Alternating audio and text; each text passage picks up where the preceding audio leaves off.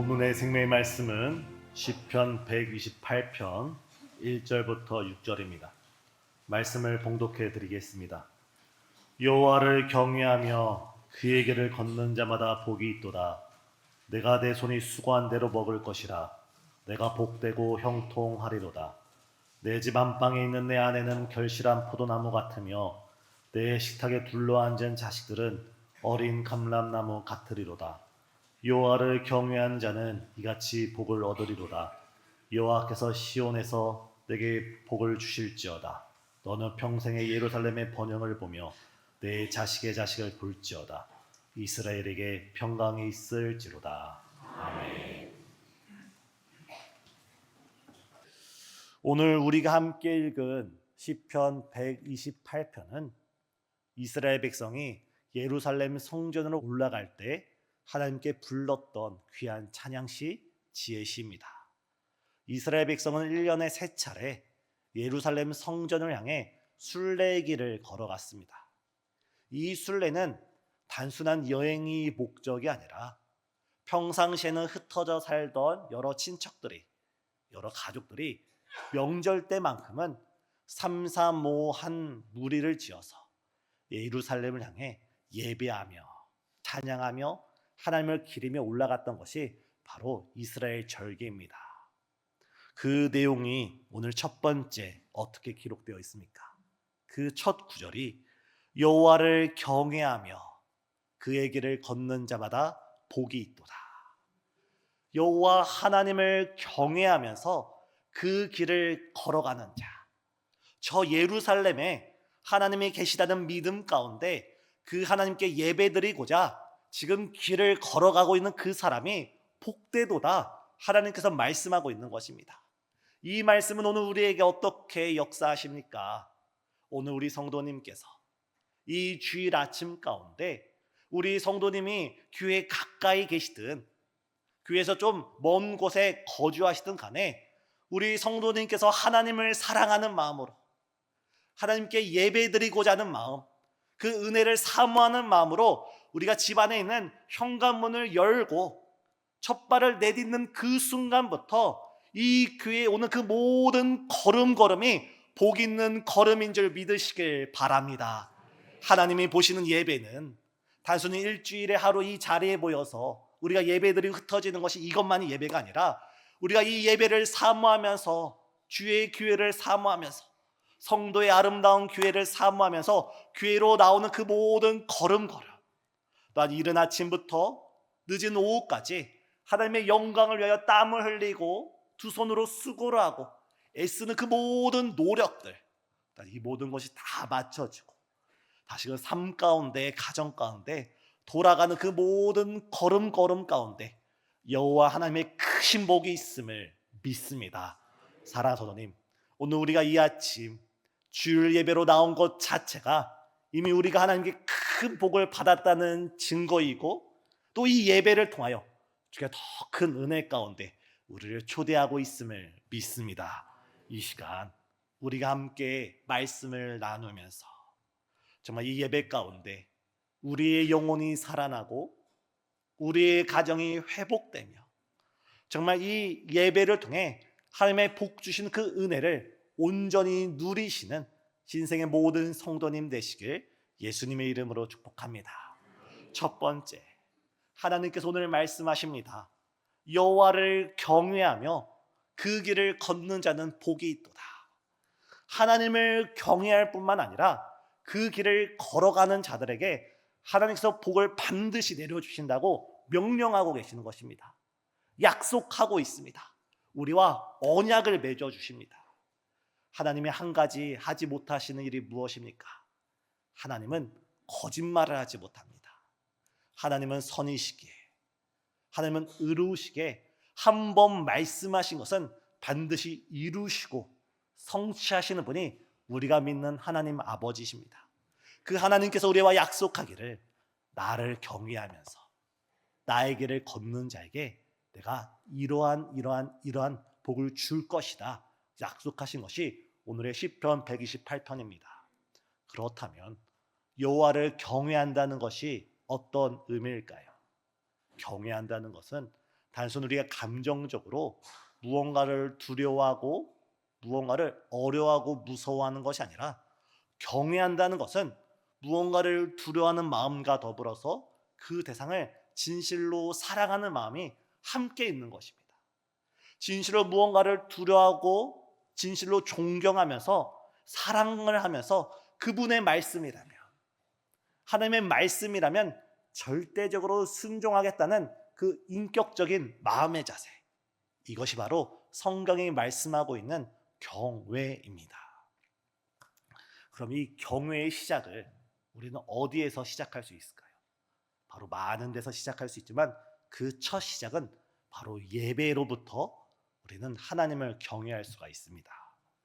예배는 단순히 한 시간 앉아있다 돌아가는 것이 아니라, 이 예배를 통하여 창조주 하나님과 피조물된 우리가 만나는 거룩한 영적인 장소, 거룩한 영적인 시간임을 믿습니다. 우리는 예배를 드릴 때 우리가 살아납니다.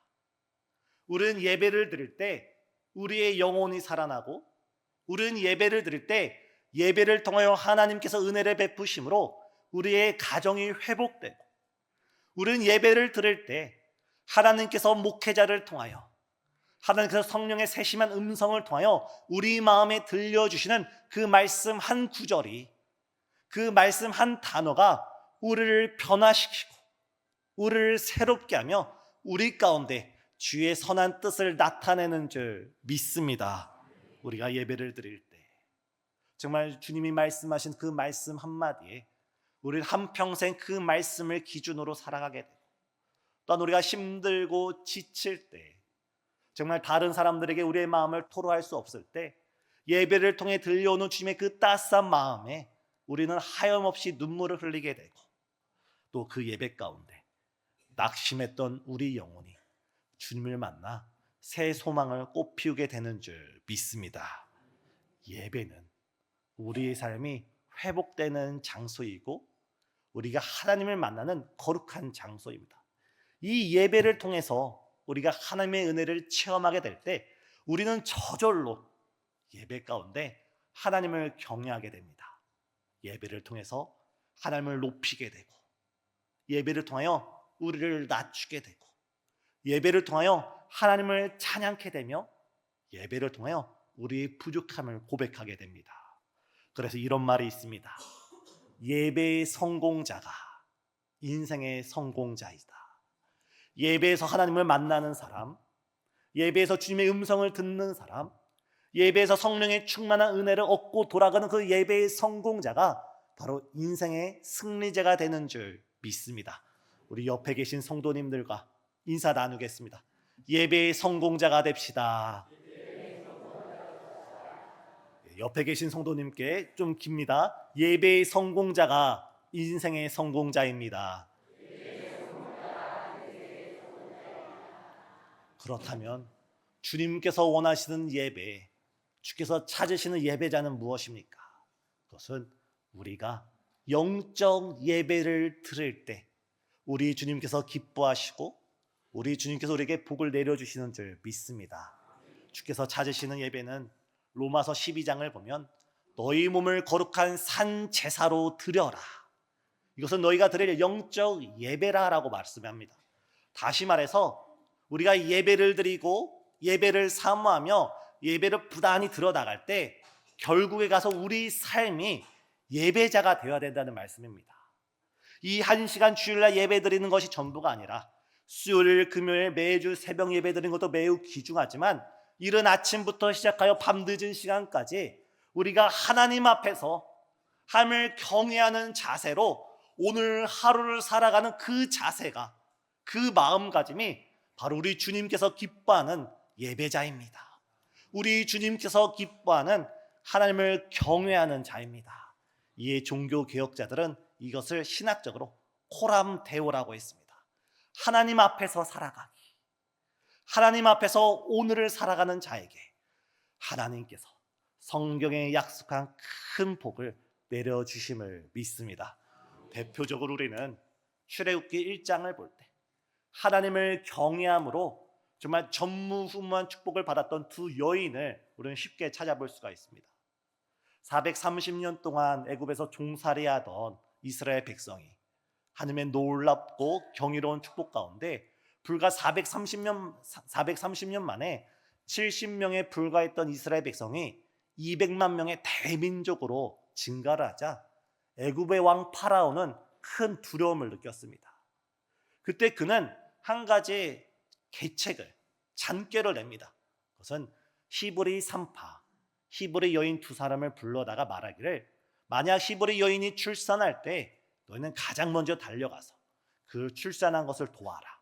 만약 그 태어난 아이가 여자아이거든 살리고 남자거든 죽여라 라고 말합니다. 지금 누가 이 명령을 내리고 있습니까? 당대 최강대국이었던 대이집트의 대파라오 바로가 두 여인에게 말하고 있는 겁니다. 이들은 이 바로의 말을 거역하는 순간 죽을 수밖에 없는 아주 미약한 존재입니다. 하지만 출애굽기 1장 17절에 성경은 이렇게 기록합니다. 그 두 여인이 바로를 두려워하는 것이 아니라 하나님을 두려워함으로, 하나님을 경외함으로, 하나님 앞에서 살아감으로 그 남자아이들을 살렸다라고 말씀하고 있습니다. 오늘 세상은 오늘 우리에게 하나님의 말씀을 어기고 하나님의 말씀을 어긋나게 세상의 기준을 따라 세상의 가치를 따라 살라고 우리에게 말씀하고 있습니다. 사랑하는 어머님, 세상의 말을 따라가는 것이 아니라 지금도 역사하시고 지금도 세상을 주관하시는 우리 하나님의 말씀에 순종하는 저와 우리 성도님 되시길 예수님의 이름으로 축복합니다. 그러할 때 하나님께서 이 두 여인에게 그들의 집안을 흥왕하게 하셨다라고 기록되어 있습니다. 그 내용, 집안을 흥왕하게 한다는 내용이 구체적으로 시편 128편에 기록되어 있습니다. 사랑하는 성도님, 먼저 우리가 하나님을 경외하는 자가 되어서 나를 통하여서 우리 가정이 회복되고 우리 가정을 통해서 우리 자녀들이 믿음 가운데 굳건하게 자라나는 믿음의 복된 주인공 되시길 예수님의 이름으로 축복합니다. 두 번째, 그렇다면 여호와를 경외하는 자에게, 여호와를 경외하는 그 가정에게 하나님은 어떤 축복을 약속하고 있습니까? 오늘 2절을 보면 그 손이 수고한 대로 복을 누린다. 그 손이 수고한 대로 열매를 취한다라고 되어 있습니다. 어찌 보면 우리의 기대가 한뜻 올라섰다가 내가 열심히 일한 대로 그 열매를 누린다라는 이 약속이, 축복의 내용이 다소 우리에게는 실망스럽게 들릴 수도 있습니다. 아니, 내가 수고한 것만큼이 아니라 수고한 것에 더 많이 하나님께서 일확천금을 얻게 하셔야지 왜 수고한 것만큼 얻게 하실까? 그러나 성경은 우리 손이 수고한 것만큼 우리가 그 열매를 누리는 것조차도 매우 큰 은혜라고 우리에게 가르치고 있습니다. 종교개혁자 칼뱅은 오늘 본문 128편과 더불어서 시편 127편을 한 쌍의 시로 바라봤습니다. 시편 127편의 내용이 무엇입니까? 하나님이 함께하지 않는 자는 집을 세우나 그 집이 헛되고, 하나님이 함께하지 않는 민족은 파수꾼을 많이 세우나 그들의 민족이 지켜지지 못하고, 하나님께서 함께하지 않는 사람이 이른 아침부터 밤 늦은 시간까지 정말 땀을 흘리고 수고를 할지라도 그 모든 것이 헛되다. 하지만 하나님이 함께하는 사람, 하나님이 동행하는 사람은 하나님께서 그 가정을 세워주시고 그 민족을 지켜주시고 이른 아침부터 밤 늦은 시간까지 수고한 그 모든 열매를 친히 누릴 수 있는 축복을 주신다는 것이 바로 시편 127편의 말씀입니다. 그 말씀이 오늘 2절에서 그 손으로 수고한 대로 열매를 취한다라고 기록되어 있습니다. 우리가 이삭을 보면 쉽게 알 수 있습니다. 이삭은 형통한 사람이었고 하나님의 복이 함께했던 사람입니다. 이삭이 어떠한 삶을 살았습니까? 아버지 아브라함이 죽고 아브라함이 오래전에 파놓았던 그 우물물을 찾아서 광야를 헤맵니다. 정말 오늘 우리나라에 있어서는 우물은 우리가 산을 가면 개울물을 쉽게 발견할 수 있지만 이스라엘 지역에서 우물 하나는, 고대 근동에서 우물 하나는 오늘날로 따지면 원전을 찾은 겁니다. 기름이 펄펄펄 나는 원전, 큰 거부가 되는 것이 우물을 발견하는 겁니다. 이삭은 아버지 아브라함이 팠던 우물이 어디 있는지 모르고 막연하게 광야 가운데 나가서 그곳에 열심히 두 손으로 웅덩이를 파는데, 놀라운 사실은 이삭이 파는 바로 그 자리에서 하나님께서 샘을 터뜨려 주었습니다. 그것을 빼앗겼을 때 어떻게 합니까? 다른 지역에 가서 다시금 땀을 흘리면서 두 손으로 수고를 합니다. 근데 하나님께서 그 수고를 헛되다 하지 않고 바로 그곳에서 다시금 샘을 터뜨려 주십니다. 마지막에 이삭은 샘 근원을 얻게 되는 놀라운 축복을 누리게 됩니다. 바로 그것이 오늘 본문 2절에서 약속한 내 손이 수고한 대로 복을 누릴 것이다, 열매를 누릴 것이다. 그리하여서 이삭은 그 흉년의 때에 100배의 열매를 얻게 되었다. 하나님은 증언하고 있습니다.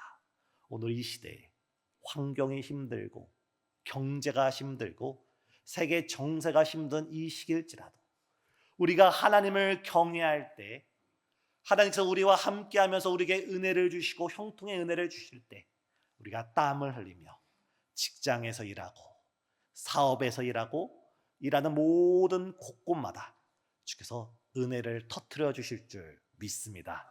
하나님의 그 물질의 축복을, 형통의 축복을 누리시는 우리 성도님 되시길 예수님의 이름으로 축복합니다. 그뿐만 아니라 오늘 3절을 보면 하나님을 경외하는 자에게 하나님께서는 행복한 가정, 믿음의 가정을 허락하신다 약속하고 있습니다. 3절을 보면 먼저 네 집 안에 있는 너의 아내는 결실한 포도나무라 라고 기록하고 있습니다. 이스라엘 민족에게 있어서 3대의 나무가 있는데, 하나는 포도나무, 하나는 감람나무, 하나는 무화과 나무입니다. 그 가운데 앞서 말한 이 두 나무가 이스라엘 백성들에게 가장 중요했습니다. 포도나무는 무엇입니까? 그 포도 열매는 기후가 건조한 이스라엘 땅에서 그 포도를 건조시켜서 건포도를 만든 다음에 이스라엘 백성들이 광야를 횡단할 때, 이스라엘 백성들이 허기에 시달릴 때 그 건포도로서 그들의 양식을 대체할 수 있는 귀한 식량이었습니다. 또한 포도나무의 그 잎사귀는 이스라엘 백성들이 키우고 있는 여러 짐승들의 음식으로, 양식으로 사용되었습니다. 다시 말해서 이 포도나무라는 것은 어느 것 하나 버릴 것 없는 정말 귀한 나무가 이 포도나무입니다. 그런데 포도나무에 한 가지 독특한 특징이 있습니다. 그것은 포도나무는 결코 혼자서 곧게 자라지 못하고, 이 포도나무 줄기가 나왔을 때 옆에 막대기를 연결시켜 주어야 하지만 막대기를 의지하면서 그 막대기와 이 줄기가 서로 곧게 위로 올라갑니다. 다시 말해서 한 가정은 남편 혼자의 힘으로, 아내 혼자의 힘으로 세워질 수 있는 것이 아니라 서로가 하나님을 경외함으로 서로가 서로에게 위로자가 되어줄 때, 서로가 서로에게 지지자가 되어주고 힘을 줄 때, 바로 그 가정 가운데 하나님의 놀라운 은총이 함께 하시는 줄 믿습니다. 근데 이 포도나무보다 더 큰 은혜는 바로 자녀들이 어린 감람나무 같다고 약속을 하십니다. 포도나무보다 더 귀하게 쓰였던 것이 감람나무입니다. 오늘날 우리가 알기로는 올리브 나무라고 볼 수 있습니다. 올리브 나무는 그 올리브 열매로 식량을 대체했고, 그 올리브유는 이스라엘 백성들이 전기가 없었던 시절 등불의 기름으로 사용됐던 그 기름이 올리브유입니다. 또한 그 기름은 아픈 상처를 바르는 그런 약으로도 쓰였을 뿐만 아니라 이스라엘 가운데 왕의 대관식이거나 아니면 대제사장이 임직을 할 때 하나님의 거룩한 기름으로 뿌려졌던 거룩한 향유이기도 합니다. 그런데 우리 아이들이 어린 감람나무 같다고 하나님께서 말씀하시는 것은 우리 아이들 가운데 하나님이 바라보실 때 무궁무진한 가능성이 있다는 것입니다. 우리 아이들이 이 세상을 밝히는 등불처럼 쓰여질 수도 있고, 우리 아이들이 왕처럼, 제사장처럼 시대적 사명자로 쓰임받을 수 있다는 표현이 바로 어린 감람나무 같다라는 표현입니다. 사랑하는 성도님, 시편 128편의 약속이 무엇입니까? 나 한 사람이 하나님을 경외할 때, 우리 가정이 하나님을 경외할 때, 하나님 우리에게 물질일 뿐만 아니라 행복한 가정뿐만 아니라 우리의 자녀들을 주께서 책임져 주신다는 것이 바로 시편 128편의 놀라운 언약입니다. 지금 우리가 하나님 앞에 바로 설 때, 우리 부부가, 우리 가정이 하나님 앞에 바로 설 때, 바로 하나님의 축복은 나를 통하여, 우리 가정을 통하여 우리 다음 세대로 흘러내려감을 믿으시길 바랍니다. 마지막으로 하나님께서는 그 믿음의 가정, 하나님을 경외하는 그 가정을 통하여 그 가정뿐만 아니라 사회를 복주시고 민족을 변화시키고 나라를 살리며 심지어 자자손손 하나님께서 놀라운 축복을 주시겠다, 오늘 본문에 기록되어 있습니다.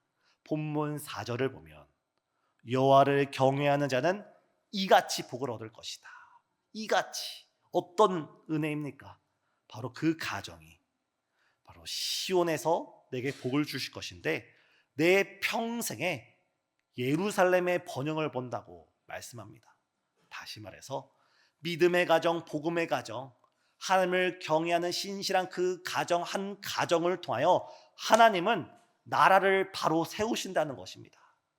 우리가 애국하는 길이 무엇입니까? 우리가 하나님을 경외하는 마음으로 나의 신앙을 바로 세우고 하나님을 경외하는 마음으로 우리 가정을 바로 세울 때 하나님께서 이 한 가정을 통하여 이 나라와 민족을 세우신다는 것이 하나님의 축복의 원리입니다. 우리 가정을 세울 때, 우리 가정이 기도로 하나 되고 말씀으로 하나 되고 하나님을 사랑하는 마음으로 하나 될 때 우리 가정이 이 땅에, 이 시대에 빛과 소금이 되어서 주께서 이 민족과 이 나라를 반듯하게 세워주실 줄 믿습니다. 그뿐만이 아니라 하나님께서는 너는 너의 아들의 아들, 너의 자손의 자손을 볼 것이라고 약속하고 있습니다. 하나님을 경외하는 가정은 노년에 장수의 축복을 누릴 뿐만 아니라 그의 자녀들이 하나님을 경외하는 모습을 보고 또 그 자녀들이 하나님을 경외하는 모습을 보면서 정말 하나님의 은혜가 자자손손 나로 끝나는 것이 아니라 내 아들과 딸에게로, 내 손주와 손녀에게로 이 축복이 위에서 아래로만 내려가는 것이 아니라 우리의 이웃들 가운데, 나라와 민족 가운데 확산되어 나가는 것이 하나님을 경외하는 자, 하나님을 경외하는 가정이 받는 큰 축복인 줄 믿습니다. 오늘 우리 오후 4부 예배, 오늘 4부 예배를 준비하면서 마음이 설렜습니다. 우리 교회 지금 이 자리에는 우리에게 여러 장로님, 안수지사님, 권사님들이 앉아 계시는데 오늘 4부 예배는 우리의 아들들과 우리의 딸들이 이 자리에 서서 예배를 섬길 뿐만 아니라 그들의 자녀들, 우리의 손주와 우리의 손녀가 부모의 손을 맞잡고 이 공간에서 3대가 함께 예배드리는 복된 은혜가 펼쳐집니다. 하나님께서 약속하셨던 하나님을 경외하는 자에게 주어지는 축복, 하나님을 경외하는 가정에게 주어지는 축복, 하나님을 경외하는 그 공동체에게 주어지는 축복이 이미 우리 교회 가운데 임하신 줄 믿습니다.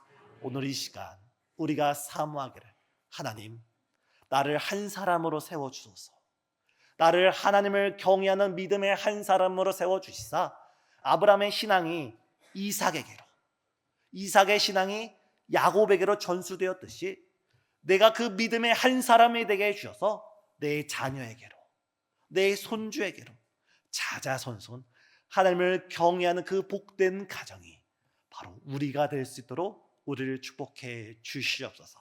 이 시간 이 간절함을 가지고, 이 시간 이 사모함을 가지고 하나님을 경외하며 나아가시는 우리 성도님 되시길 예수님의 이름으로 축복합니다. 이때 하나님께서는 우리 가정을 통해, 우리 교회를 통해 이 시대를 새롭게 하시고 이 민족을 새롭게 하시고 바로 우리를 통해 주의 영광 나타내 주실 줄 믿습니다. 기도하시겠습니다. 사랑과 은혜가 충만하신 하나님, 오늘 시편 128편의 말씀처럼 우리 가정이 여호와를 경외하며 그 길을 걷는 복된 가정 될 수 있도록 축복해 주시옵소서. 세상의 가치관과 세상의 가르침을 따라가는 것이 아니라 주의 말씀에 순종하며 주님을 경외할 수 있는 그 믿음의 사람이 우리가 될 수 있도록 우리에게 은혜를 베풀어 주시옵고, 우리 가정 가운데 물질의 형통과 가정의 행복과 자녀의 축복이 날로 차고 넘치는 여호와를 경외하는 가정 될 수 있도록 인도해 주시옵소서. 예수님의 이름으로 기도드리옵나이다. 아멘.